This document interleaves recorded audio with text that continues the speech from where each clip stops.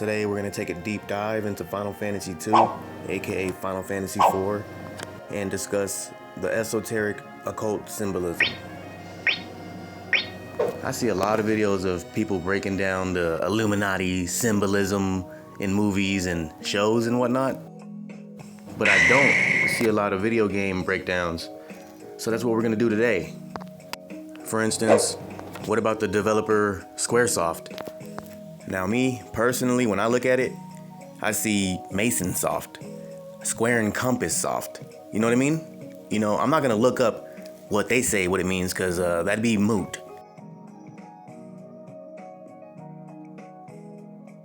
And they're fucking liars. Ask yourself, what's with all the symbolism and why they so desperate to put it in your face? Is it all subliminal programming? Is the video game industry equally bullshitting like Hollywood? But enough about those butt slammers. Let's get into this. Also, this is not a linear summary explanation thing, just a bunch of random shits that I see. So the game starts off with the protagonist, Cecil Cumhair. I don't know his last name. He's a Dark Knight and captain of Kingdom Baron's Red Wings.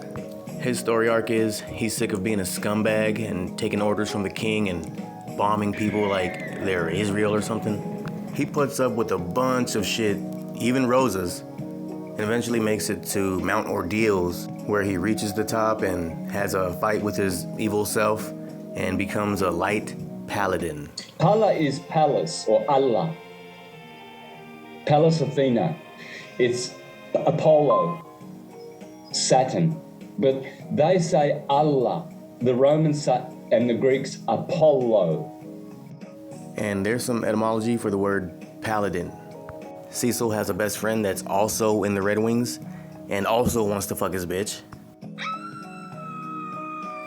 Instantly, you see themes of Cain and Abel from the Bible. Cain is a scumbag and betrays the party. Dragon, I don't give a shit what you want to call it. The Luciferian elite bloodlines literally think Lucifer is the father of Cain. In fact, one of the meanings of Cain, we know that it means a spear or a lance. We also know that Cain means the smiths, which is the beginning of the metal workers. But Cain also means possession or acquired.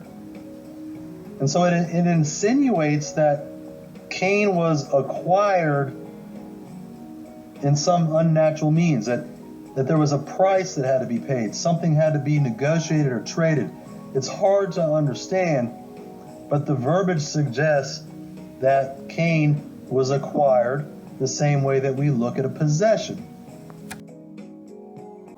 Also, there's Tower Babel, not very subtle.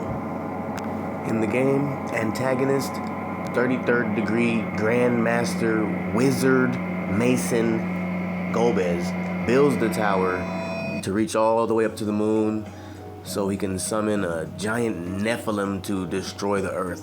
That's kind of like Nimrod, who is the first Mason after the flood, building the tower to reach the heavens so he can slap God, remember?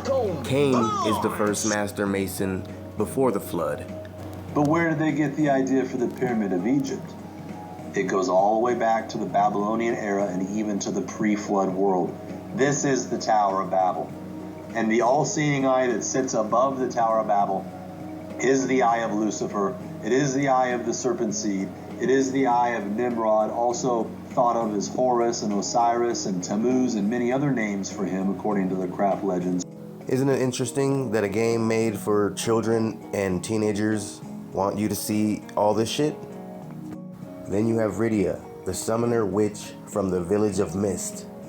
She can summon powerful monsters to help during battle. For instance, she can summon Norse god Odin. She can summon Hindu god Shiva, the creator and destroyer. Just what exactly is going on at CERN? But this one takes the cake because she can summon the great beast in Revelation, Leviathan, which is Satan, Lucifer.